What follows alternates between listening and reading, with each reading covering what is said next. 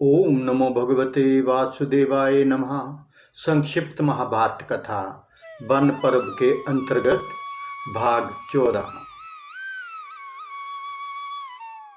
आज की कथा में नल की खोज, ऋतुपर्ण की विदर्भ यात्रा, कलयुग का उतरना तथा दमयंती के द्वारा राजा नल की परीक्षा, पहचान, मिलन, राज्य प्राप्ति और कथा का उपसंहार। भरतश्व जी कहते हैं, युधिष्ठिर, अपने पिता के घर एक दिन विश्राम करके दमयंती ने अपनी माता से कहा, माता जी, मैं आपसे सत्य कहती हूँ, यदि आप मुझे जीवित रखना चाहती हैं तो मेरे पति देव को ढूंढवाने का उद्योग कीजिए। रानी ने बहुत दुखित होकर अपने पति राजा भीमक से कहा, स्वामी, दमयंती अपने पति के लिए बहुत व्याकुल है। उसने संकोच छोड़कर मुझसे कहा है कि उन्हें ढूंढवाने का उद्योग करना चाहिए। राजा ने अपने आश्रित ब्राह्मणों को बुलाया और नल को ढूंढने के लिए उन्हें नियुक्त कर दिया। ब्राह्मणों ने दमयंती के पास जाकर कहा, अब हम राजा नल का पता लगाने के लिए जा रहे हैं। दमयंती ने ब्राह्मणों से कहा, आप लोग जिस राज्य में जाएं, वहां मनुष्यों की भीड़ में ये बात कहें, मेरे प्यारे छलिया, तुम मेरी साड़ी में से आधी फाड़कर तथा मुझ दासी को वन में सोती छोड़कर कहाँ चले गए। तुम्हारी वह दासी अब भी उसी अवस्था में आधी साड़ी पहने तुम्हारे आने की बाट जोह रही है और तुम्हारे वियोग के दुख से दुखी हो रही है। उसके सामने मेरी दशा का वर्णन कीजिएगा और ऐसी बात कहिएगा जिससे वे प्रसन्न हो और मुझ पर कृपा करें। मेरी बात कहने पर यदि आप लोगों को कोई उत्तर दे तो वह कौन है, कहाँ रहता है, इन बातों का पता लगा लीजिएगा और उसका उत्तर याद रखकर मुझे सुनाइएगा। इस बात का भी ध्यान रखिएगा कि आप लोग ये बात मेरी आज्ञा से कह रहे हैं, ये उसे मालूम ना होने पावे। ब्राह्मणगण दमयंती के निर्देशानुसार राजा नल को ढूंढने के लिए निकल पड़े। बहुत दिनों तक ढूंढने खोजने के बाद प्रनाथ नामक ब्राह्मण ने महल में आकर दमयंती से कहा, राजकुमारी, मैं आपके निर्देशानुसार निषद नरेश नल का पता लगाता हुआ अयोध्या जा पहुंचा। वहां मैंने राजा ऋतुपर्ण के पास जाकर भरी सभा में तुम्हारी बात दोहराई, परंतु वहां किसी ने कुछ उत्तर नहीं दिया। जब मैं चलने लगा तब उसके बहुक नामक सारथी ने मुझे एकांत में बुलाकर कुछ कहा। देवी, वह सारथी राजा ऋतुपर्ण के घोड़ों को शिक्षा देता है, स्वादिष्ट भोजन बनाता है, परंतु उसके हाथ छोटे और शरीर कुरूप है। उसने लंबी सांस लेकर रोते हुए कहा, कुलीन स्त्रियां घोर कष्ट पाने पर भी अपने शील की रक्षा करती हैं और अपने सतीत्व के बल पर स्वर्ग जीत लेती हैं। कभी उनका पति उन्हें त्याग भी दे तो वे क्रोध नहीं करती, अपने सदाचार की रक्षा करती हैं। त्यागने वाला पुरुष विपत्ति में पड़ने के कारण दुखी और अचेत हो रहा था, इसलिए उस पर क्रोध करना उचित नहीं है। माना कि पति ने अपनी पत्नी का योग्य सत्कार नहीं किया, परंतु वह उस समय राज्य लक्ष्मी से च्युत, श्रद्धातुर, दुखी और दुर्दशाग्रस्त था। ऐसी अवस्था में उस पर क्रोध करना उचित नहीं है। जब वह अपनी प्राण रक्षा के लिए जीव का चाह रहा था, तब पक्षी उसके वस्त्र लेकर उड़ गए। उसके हृदय की पीड़ा असहाय थी। राजकुमारी, बहू की ये बात सुनकर मैं तुम्हें सुनाने के लिए आया हूँ। तुम जैसा उचित समझो करो, चाहो तो महाराज से भी कह दो। ब्राह्मण की बात सुनकर दमयंती की आंखों में आंसू भर आए।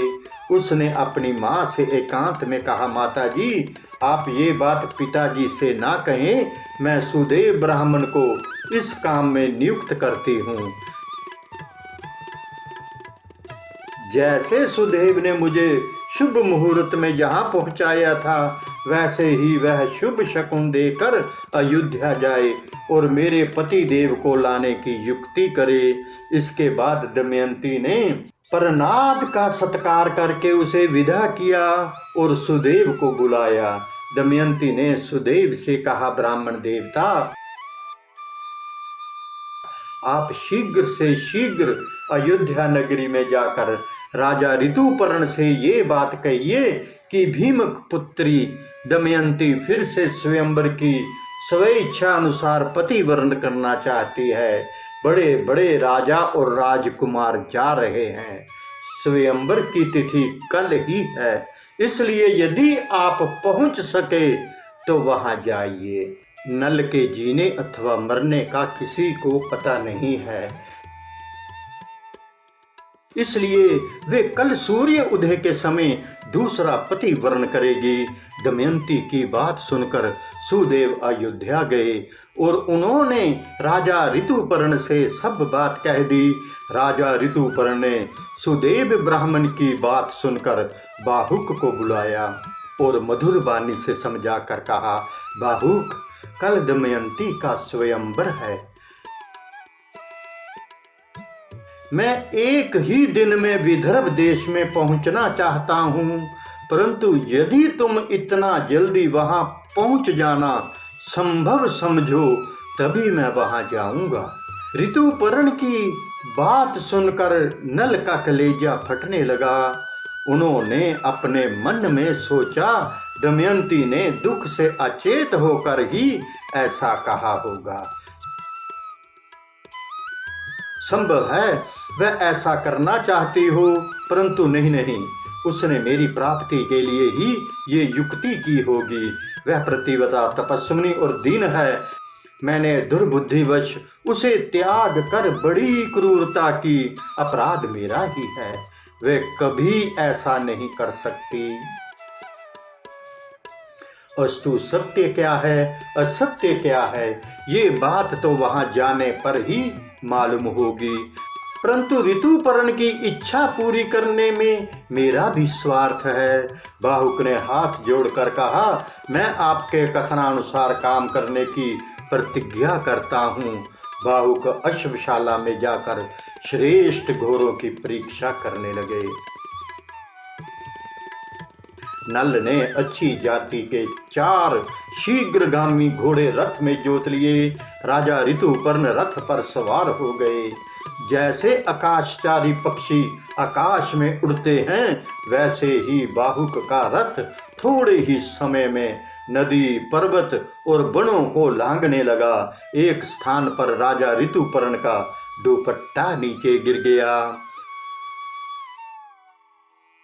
उन्होंने बाहुक से कहा, रथ रोको, मैं वशरण्य से उसे उठवा मंगाऊं। नल ने कहा, आपका वस्त्र गिरा तो अभी है, परंतु अब हम वहां से 1 योजन आगे निकल आए हैं।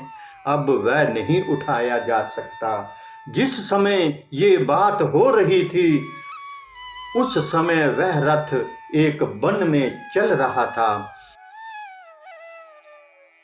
ऋतुपर्ण ने कहा, बाहुक, तुम मेरी गणित विद्या की चतुराई देखो। सामने के वृक्ष में जितने पत्ते और फल दिख रहे हैं, उनकी अपेक्षा भूमि पर गिरे हुए फल और पत्ते 101 गुना अधिक हैं। इस वृक्ष की दोनों शाखाओं और टहनियों पर 5 करोड़ पत्ते हैं और 2095 फल हैं। तुम्हारी इच्छा हो तो गिन लो। बाहुक ने रथ खड़ा कर दिया और कहा, मैं इस बहेड़े के वृक्ष को काट कर इनके फलों और पत्तों को ठीक ठीक गिनकर निश्चय करूंगा। बाहुक ने ऐसा ही किया। फल और पत्ते उतने ही हुए जितने राजा ने बतलाए थे। नल आश्चर्यचकित हो गए। बाहुक ने कहा, आपकी विद्या अद्भुत है, आप अपनी विद्या बतला दीजिए। ऋतुपर्ण ने कहा, गणित विद्या की ही तरह मैं पासों की वशीकरण विद्या में भी ऐसा ही निपुण हूँ। बाहुक ने कहा, आप मुझे ये विद्या सिखला दें तो मैं आपको घोड़ों की भी विद्या सिखा दूं। ऋतुपर्ण को विदर्भ देश पहुंचने की बहुत जल्दी थी और अश्व विद्या सीखने का लोभ भी था, इसलिए उन्होंने राजा नल को पासों की विद्या सिखा दी और कह दिया, अश्व विद्या तुम मुझे पीछे सिखा देना, मैंने उसे तुम्हारे पास धरोहर छोड़ दिया। जिस समय राजा नल ने पासों की विद्या सीखी, उसी समय कलयुग करकोटक नाग के तीखे विष को उगलता हुआ नल के शरीर से बाहर निकल गया। कलयुग के बाहर निकलने पर नल को बड़ा क्रोध आया और उन्होंने उसे शाप देना चाहा। कलयुग दोनों हाथ जोड़कर भय से कांपता हुआ कहने लगा। कलयुग बोला, आप क्रोध शांत कीजिए, मैं आपको यशस्वी बनाऊंगा। आपने जिस समय दमयंती का त्याग किया था, उसी समय उसने मुझे शाप दे दिया था। मैं बड़े दुख के साथ करकोटक नाग के विष से जलता हुआ आपके शरीर में रहता था। मैं आपकी शरण में हूँ, मेरी प्रार्थना सुने और मुझे शाप ना दें। जो आपके पवित्र चरित्र का गान करेंगे, उन्हें मेरा भय नहीं होगा। राजा नल ने क्रोध शांत किया। कलयुग भयभीत होकर बेहड़े के पेड़ में घुस गया। ये संवाद कलयुग और नल के अतिरिक्त और किसी को मालूम नहीं हुआ। वह वृक्ष ठुठ सा हो गया। इस प्रकार कलयुग ने राजा नल का पीछा छोड़ दिया, परंतु अभी उनका रूप नहीं बदला था। उन्होंने अपने रथ को जोर से हाँका और सायंकाल होते ना होते वे विदर्भ देश में जा पहुंचे। राजा भीमक के पास समाचार भेजा गया। उन्होंने ऋतुपर्ण को अपने यहाँ बुला लिया। ऋतुपर्ण के रथ की झनकार से दिशाएं गूंज उठी। कुंदन नगर के राजा नल के वे घोड़े भी रहते थे जो उनके बच्चों को लेकर आए थे। रथ की घरघराहट से उन्होंने राजा नल को पहचान लिया और वे पूर्वत प्रसन्न हो गए। दमयंती को भी वे आवाज वैसी ही जान पड़ी। दमयंती कहने लगी, इस रथ की घरघराहट मेरे चित्त में उल्लास पैदा करती है। अवश्य ही इसको हाँकने वाले मेरे पति देव हैं। यदि आज वे मेरे पास नहीं आएंगे तो मैं धधकती आग में कूद पड़ूंगी।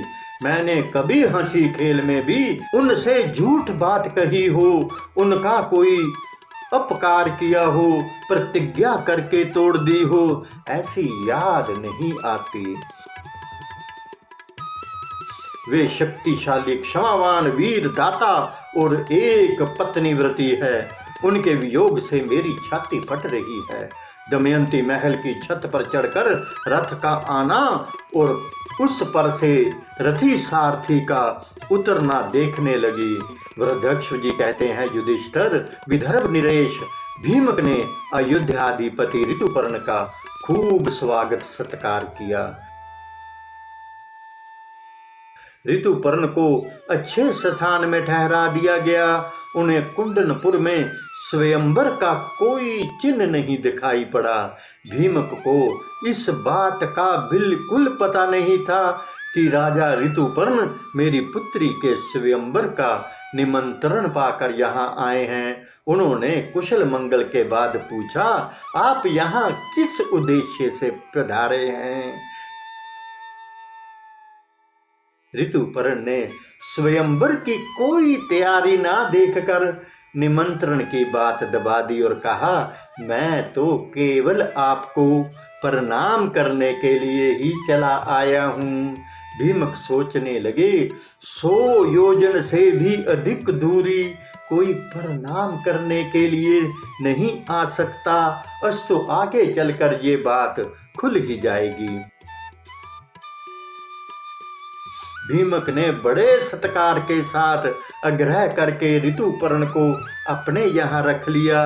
बाहुक भी वैशरण्य के साथ अश्वशाला में ठहरकर घोड़ों की सेवा में संलग्न हो गया। दमयंती आकुल होकर सोचने लगी, रथ की ध्वनि तो मेरे पति देव के रथ के ही समान जान पड़ती थी, परंतु उनके कहीं दर्शन नहीं हो रहे हैं। हो ना हो वैशरण्य ने उनसे रथ विद्या सीख ली होगी, इसी कारण रथ उनका मालूम पड़ता था। संभव है ऋतुपर्ण को भी ये विद्या मालूम हो। दमयंती ने अपनी दासी को बुलाकर कहा, केशनी तू जा इस बात का पता लगा कि वे कुरूप पुरुष कौन है। संभव है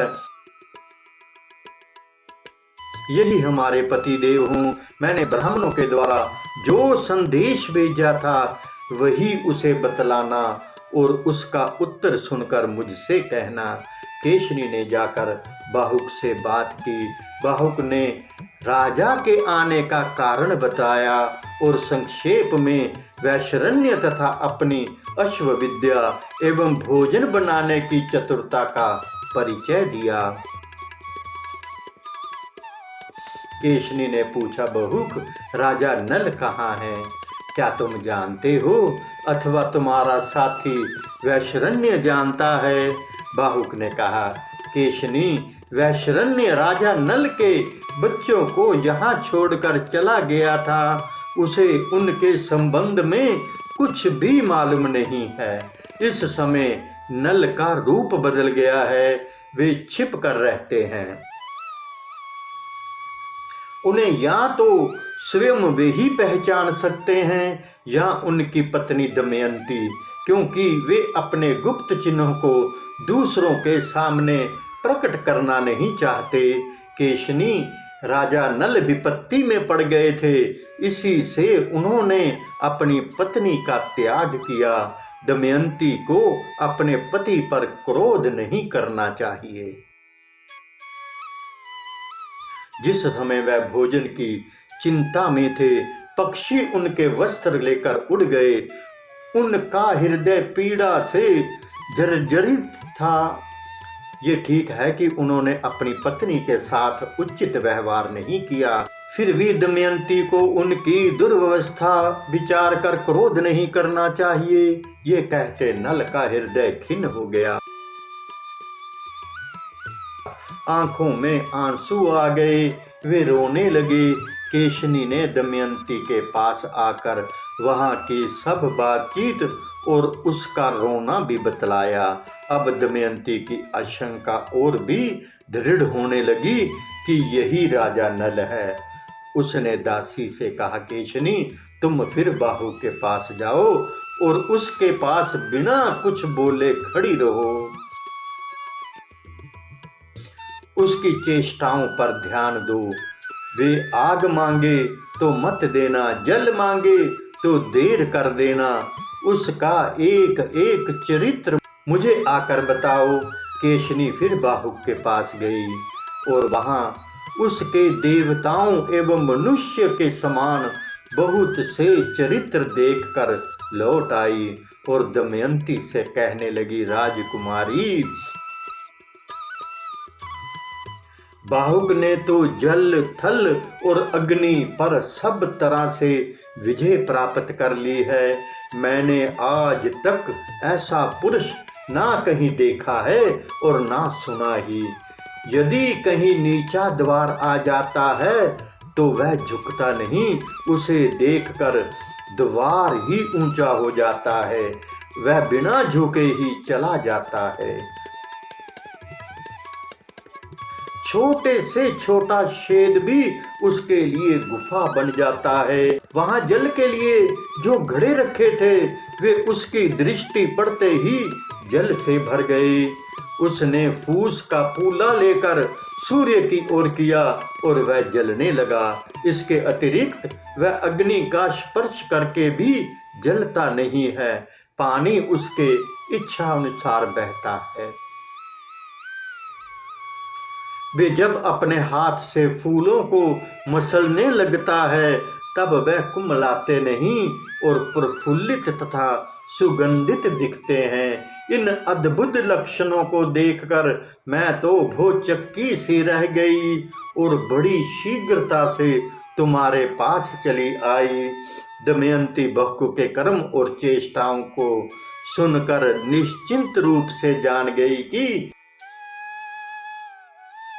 वे अवश्य ही मेरे पति देव हैं। उसने केशनी के साथ अपने दोनों बच्चों को नल के पास भेज दिया। बाहुक इंद्रसेना और इंद्रसेन को पहचान कर उनके पास आ गया और दोनों बालकों को छाती से लगाकर गोद में बैठा लिया। बाहुक अपनी संतानों से मिलकर घबरा गया और रोने लगा। उसके मुख पर पिता के समान स्नेह के भाव प्रकट होने लगे। तदंतर बाहुक ने दोनों बच्चे केशनी को दे दिए और कहा, ये बच्चे मेरे दोनों बच्चों के समान ही हैं, इसलिए मैं इन्हें देखकर रो पड़ा। केशनी, तुम बार बार मेरे पास आती हो, लोग ना जाने क्या सोचने लगेंगे, इसलिए यहाँ मेरे पास बार बार आना उत्तम नहीं है, तुम जाओ। केशनी ने दमयंती के पास आकर वहां की सारी बातें कह दी। अब दमयंती ने केशनी को अपनी माता के पास भेजा और कहलाया, माता जी, मैंने राजा नल समझकर बार बार बाहुक की परीक्षा करवाई है। अब मुझे केवल उसके रूप के संबंध में ही संदेह रह गया है। अब मैं स्वयं उसकी परीक्षा करना चाहती हूँ, इसलिए आप बहुक को मेरे महल में आने की आज्ञा दे दीजिए अथवा उसके पास ही जाने की आज्ञा दे दीजिए। आपकी इच्छा हो तो ये बात पिताजी को बतला दीजिए अथवा मत बतलाइए। रानी ने अपने पति भीमक से अनुमति ली और बहुक को रानीवास में बुलवाने की आज्ञा दे दी। बाहुक बुला लिया गया। दमयंती के देखते ही नल का हृदय एक साथ ही शोक और दुख से भर आया। वे आंसुओं से नहा गए। बाहुक की आकुलता देखकर दमयंती भी शोकग्रस्त हो गई। उस समय दमयंती गेरुआ वस्त्र पहने हुए थी, केशों की जटा बंध गई थी, शरीर मलिन था। दमयंती ने कहा, बाहुक, पहले एक धर्मज्ञ पुरुष अपनी पत्नी को वन में सोती छोड़कर चला गया था, क्या कहीं तुमने उसे देखा है? उस समय वे स्त्री थकी मंदी थी, नींद में अचेत थी।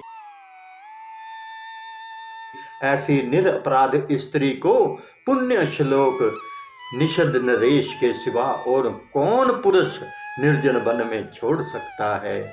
मैंने जीवन भर में जानबूझकर उनका कोई भी अपराध नहीं किया है, फिर भी वे मुझे वन में सोती छोड़कर चले गए।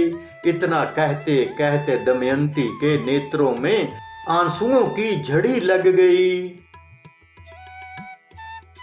दमयंती के विशाल साबले एवं रत्नारे नेत्रों से आंसू टपकते देखकर नल से रहा ना गया। नल कहने लगे, प्रिय, मैंने जानबूझकर ना तो राज्य का नाश किया है और ना तो तुम्हें त्यागा है, ये तो कलयुग की करतूत है। मैं जानता हूँ कि जब से तुम मुझसे बिछड़ी हो तब से रात दिन मेरा ही स्मरण चिंतन करती रहती हो।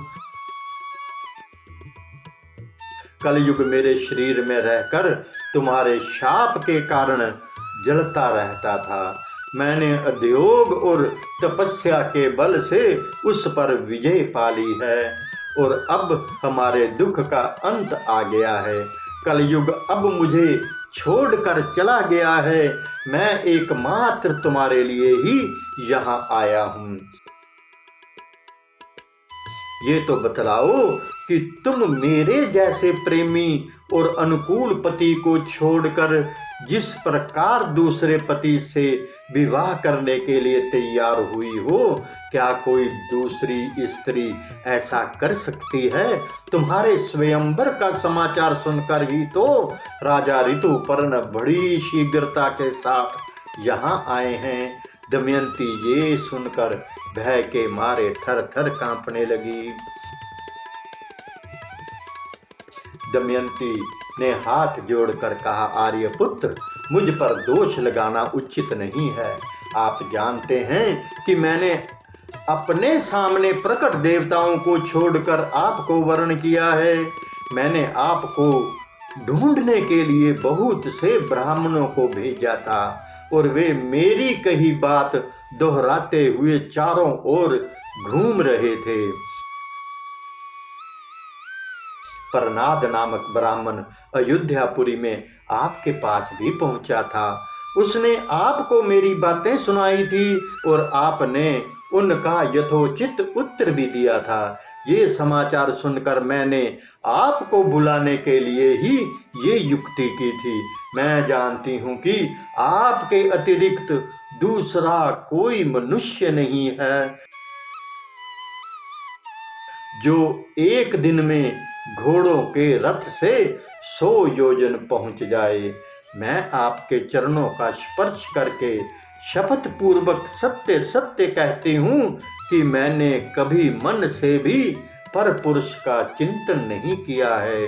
यदि मैंने कभी मन से भी पाप कर्म किया हो तो निरंतर भूमि पर विचरने वाले वायुदेव, भगवान सूर्य और मन के देवता चंद्रमा मेरे प्राणों का नाश कर दे। ये तीनों देवता सकल भूमंडल में विचरते हैं, वे सच्ची बात बतला दें और यदि मैं पापनी हूँ तो मुझे त्याग दें। उसी समय वायु ने अंतरिक्ष में स्थित होकर कहा, राजन, मैं सत्य कहता हूँ कि दमयंती ने कोई पाप नहीं किया है। उसने 3 वर्ष तक अपने उज्ज्वल शील व्रत की रक्षा की है।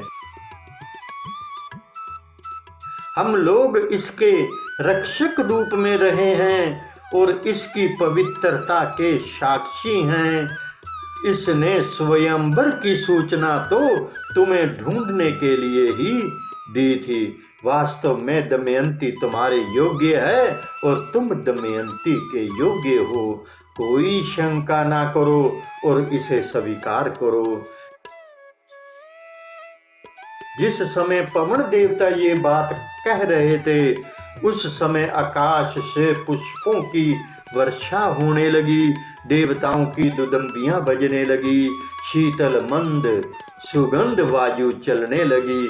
ऐसा अद्भुत दृश्य देखकर राजा नल ने अपना संदेह छोड़ दिया और नागराज कोरकोटक का दिया हुआ वस्त्र ओढ़कर उसका संवरण किया। उनका शरीर तुरंत पूर्वत हो गया। दमयंती राजा नल को पहले रूप में देखकर उनसे लिपट गई और रोने लगी।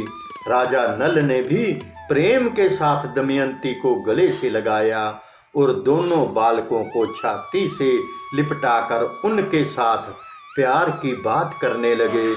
सारी रात दमयंती के साथ बातचीत में ही बीत गई।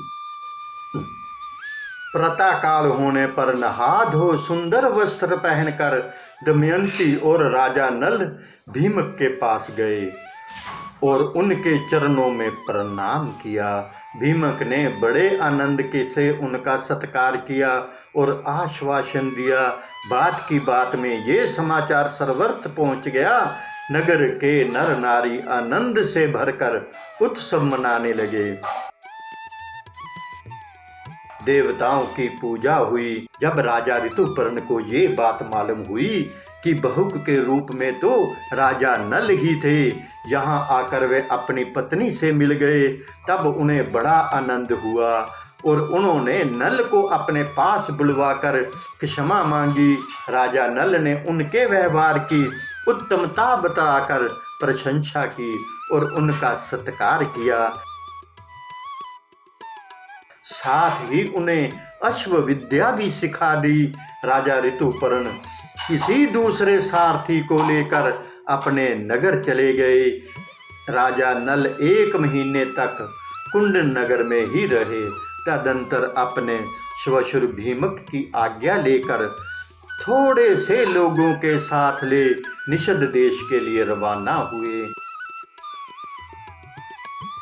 राजा भीमक ने एक श्वेत वर्ण का रथ, 16 हाथी, 50 घोड़े और 600 पैदल राजा नल के साथ भेज दिए। अपने नगर में प्रवेश करके राजा नल पुष्कर से मिले और बोले, या तो तुम कपट भरे जुए का खेल फिर मुझसे खेलो या धनुष पर डोरी चढ़ाओ।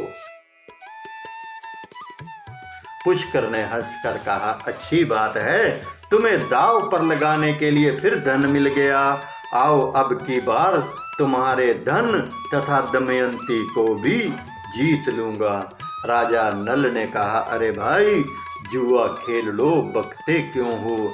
हार जाओगे तो तुम्हारी क्या दशा होगी जानते हो? जुआ होने लगा। राजा नल ने पहले ही दाव में पुष्कर के राज्य, रत्नों के भंडार और उसके प्राणों को भी जीत लिया। उन्होंने पुष्कर से कहा, ये सब राज्य मेरा हो गया, अब तुम दमयंती की ओर आंख उठाकर भी नहीं देख सकते। तुम दमयंती के सेवक हो। अरे मूढ़, पहली बार भी तुमने मुझे नहीं जीता था। ये काम कलयुग का था, तुम्हें इस बात का पता नहीं है। मैं कलयुग के दोषों को तुम्हारे सिर नहीं मढ़ना चाहता। तुम अपना जीवन सुख से बिताओ, मैं तुम्हें छोड़ देता हूँ। तुम्हारी सब वस्तुएं और तुम्हारे राज्य का भाग भी दे देता हूँ। तुम पर मेरा प्रेम पहले के ही समान है। तुम मेरे भाई हो, मैं कभी तुम पर अपनी आंखें टेढ़ी नहीं करूंगा।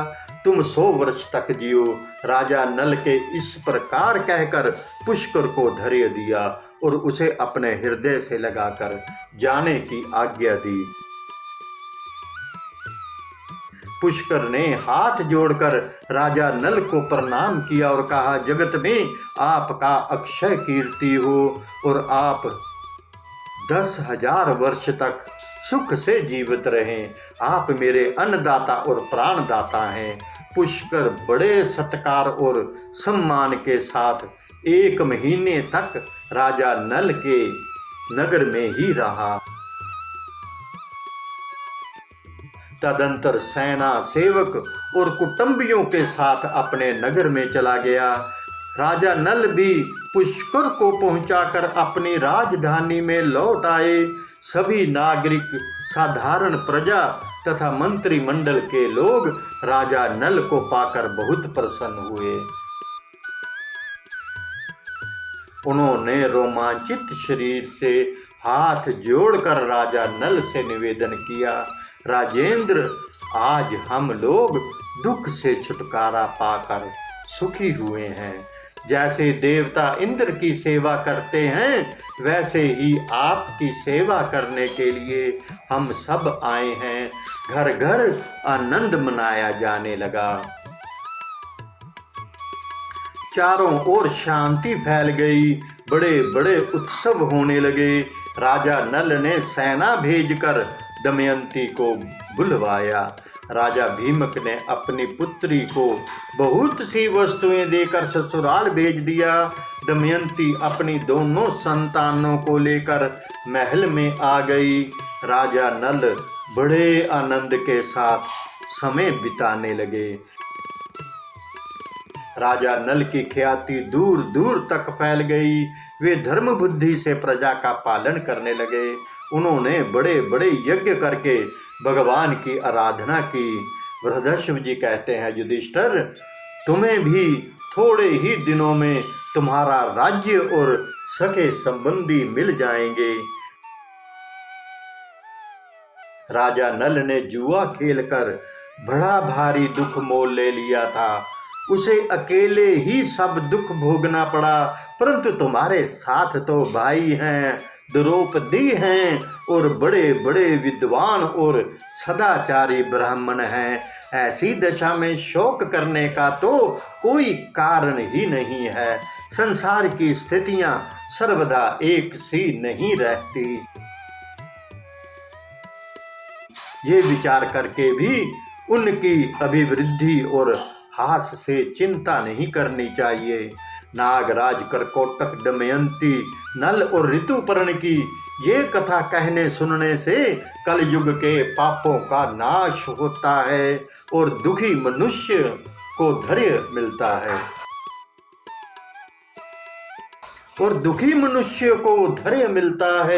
विषम जी कहते हैं, जन्मजय, फिर महर्षि वरदस्यु के प्रेरित करने पर धर्मराज युधिष्ठिर की प्रार्थना से वे उनके पासों की वशीकरण विद्या और अश्व विद्या सिखलाकर स्नान करने के लिए चले गए।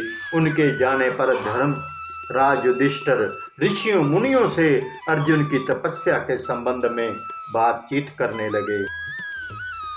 ओम नमो भगवते वासुदेवाय नमः।